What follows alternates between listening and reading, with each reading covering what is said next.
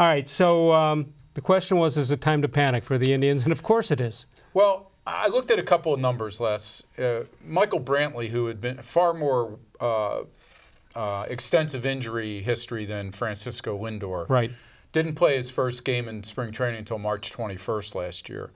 And what did he play, about 140 games? He ended up playing okay. I mean, he missed the first 6 of the regular season, remember, and then in the 7th, I think he started for, at the Indians home opener, drove in a winning run, and then had an all-star season, basically. Right. So Francisco Lindor, to me, is a guy, if you look at his numbers, he's played 158 games, 159 games, 158 games. He's not a guy that's often injured. So if they just wait a little while to make sure he's 100%, I think in the long run he'll be fine. Well, I think you make a great point. And essentially, Lonnie Chisenhall had the same, it wasn't the same injury, but in the same area, and it just kept going and coming and going and coming.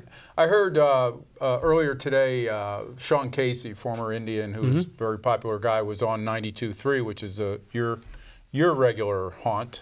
Yes. And he was saying that, you know, he's had that injury before, and the best advice he can give is that you should, when you feel like you're ready to play, you should take 2 more weeks off, because if it lingers, it becomes a season-long thing. It's great. Trevor Bauer wins his arbitration thing. The Indians don't like that, do they? No, but I'm not surprised at all. Are you? I mean, I thought during big stretches of the season last year, I thought he was having a Cy Young candidacy-worthy kind of season. Right. Not that he was a front runner, but I thought he had a really good season last year. Well, here's the arbitration case that was made and went in the way. The thing that I thought was different is some of the owners were winning around the league. The owners were winning some, but he was terrific. 10 games with 10-plus strikeouts, and there you go. Finished 6th in the Cy Young voting, and obviously would have finished higher than that if he was able to continue through the end of the season. Yeah. How important is he? How important is he to the whatever? I think he's huge.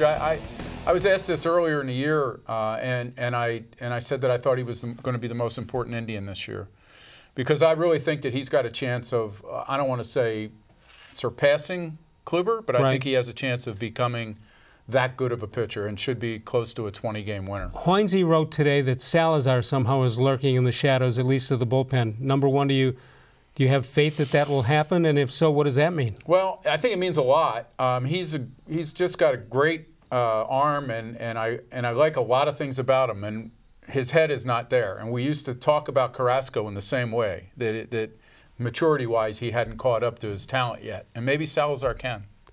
All right, so Bauer gets $13 million. The Indians were offering $11, so that's the outfielder they were going to sign at $2 million.